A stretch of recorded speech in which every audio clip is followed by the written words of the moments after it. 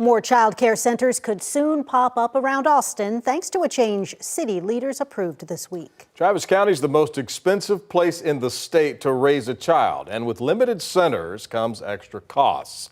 KVUE's Kelsey Sanchez explains how new city rules could fix that. In Austin, zoning laws made it hard to create child care centers. So on Thursday, council members decided to change that. Without objection, item number 52 is adopted. The change allows for more flexibility to open those facilities in more areas. It also helps waive fees and offset costs for child care center operators. This is in effect, and now a operator can now build by right in more areas of the city. Childcare is probably one of the issues that we hear about that families struggle with. We've got to enable it, make it as cheap as possible, and this is a great item that will help us do that.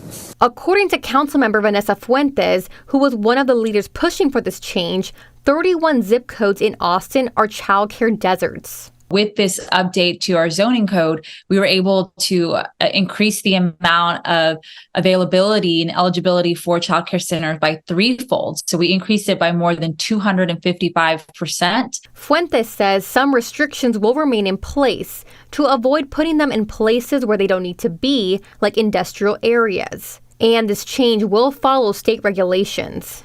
We're going to make it easier for folks so they don't have to go through this really long, tedious, and costly process of rezoning just to even get the proper paperwork. She only hopes now with more daycare centers built, costs for parents will go down.